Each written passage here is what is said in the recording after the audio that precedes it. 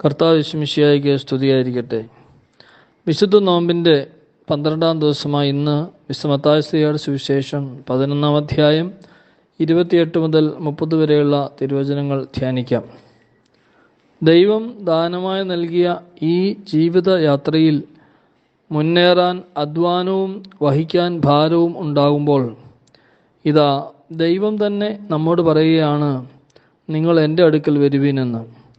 അപ്പോൾ നാം എന്ത് ചെയ്യണമെന്ന് ആലോചിക്കേണ്ട കാര്യമില്ല. ദൈവസന്നിധിയിലേക്ക് അടുത്തു ചെല്ലുകയാണ് വേണ്ടത്. ദൈവത്തിൽ നിന്നും അകന്നിരിക്കുമ്പോഴാണ് ജീവിതയാത്ര അധ്വാനവും വഹിക്കാൻ ഭാരവും ഉണ്ടാവുകയെന്ന് ഇവിടെ ഒരു ധ്വനിയുണ്ട്. കാരണം ഈ ജീവിതം ദൈവദാനമാകയാൽ ദൈവസന്നിധിയിൽ നിന്ന് നമ്മെ അകറ്റുന്ന കാര്യങ്ങളൊക്കെ നമ്മുടെ ജീവിതയാത്രയെ ക്ലേശപൂർണമാക്കും. വിശുദ്ധ ഗ്രന്ഥത്തിൽ ഹെബ്രായർക്ക് ഉള്ള ലേഖനത്തിൽ നാം ഇപ്രകാരം വായിക്കുന്നുണ്ട്. 5-ാം അധ്യായം 7-ാം തിരുവചനത്തിൽ, തൻ്റെ ഐഹിക ജീവിതകാലത്ത് ക്രിസ്തു മരണത്തിൽ നിന്ന് തന്നെ തന്നെ രക്ഷിക്കാൻ കഴിവുള്ളവന് കണ്ണുനീരോടും വലിയ വിലാപത്തോടും കൂടെ പ്രാർത്ഥനകളും യാചനകളും സമർപ്പിച്ചു. അവൻ്റെ ദൈവഭയം മൂലം അവൻ്റെ പ്രാർത്ഥന കേട്ടു. പുത്രനായിരുന്നിട്ടും തൻ്റെ സഹനത്തിലൂടെ അവൻ അനുസരണം അഭ്യസിച്ചു. ജീവിതയാത്രയിൽ നാം പൂർത്തിയാക്കാൻ ദൈവം നിശ്ചയിച്ചിരിക്കുന്ന വഴികളിൽ മുന്നോട്ട് പോകേണ്ടത് ആവശ്യമാണ്. ചില ഉത്തരവാദിത്വങ്ങളും കടമകളും ക്ലേശപൂർണമായിരിക്കാം. എന്നാൽ അത് ദൈവഹിതമാണെന്ന് തിരിച്ചറിയാൻ സാധിച്ചാൽ സഹനീയമായിരിക്കും.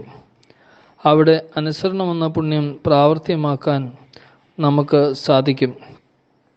ആ നുകം വഹിക്കാൻ എളുപ്പമുള്ളതും ചുമട് ഭാരം കുറഞ്ഞതുമായി അനുഭവപ്പെടുകയും ചെയ്യും.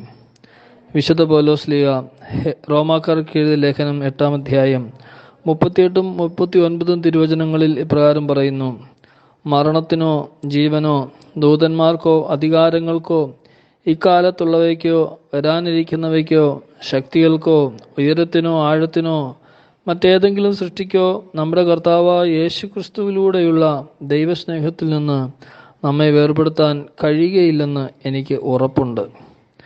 ദൈവം നമ്മുടെ പക്ഷത്തെങ്കിൽ ആര് നമുക്ക് എതിര് നിൽക്കുമെന്ന് 8-ാം അധ്യായം 31-ാം തിരുവചനത്തിൽ വിശുദ്ധ പൗലോസ് ശ്ലീഹാ ചോദിക്കുമ്പോൾ, ജീവിതത്തെ ക്ലേശിപ്പിക്കുന്നവ എന്തു തന്നെ ആകട്ടെ, അവയെ ഞാൻ വഹിക്കുമ്പോൾ എപ്പോഴും ഒരു കാര്യം ഓർമ്മ വേണം: ദൈവം അഥവാ സ്നേഹം എൻ്റെ പക്ഷത്തുണ്ടായിരിക്കണം. സ്നേഹമുണ്ടെങ്കിൽ ക്ലേശങ്ങൾ ജീവിതയാത്രയ്ക്ക് തടസ്സമാവില്ല. അതാണ് നാം യേശുക്രിസ്തുവിൽ നിന്ന് പഠിച്ചത്. അതാണ് സ്നേഹമായ കർത്താവ് തൻ്റെ നുകം വഹിക്കാൻ എളുപ്പമുള്ളതും ചുമട് ഭാരം കുറഞ്ഞതുമാണെന്ന് നമ്മോട് പറഞ്ഞതിൻ്റെ അർത്ഥം. ഈ നോമ്പുകാലം നമ്മെ ഓർമ്മിപ്പിക്കുന്നത് തൻ്റെ ഏകജാതനെ നൽകിയ ദൈവസ്നേഹം നമ്മുടെ പക്ഷത്താണ് എന്നാണ്. അതോർത്താൽ ജീവിതക്ലേശം സഹനീയമായിരിക്കും. ദൈവം അനുഗ്രഹിക്കട്ടെ.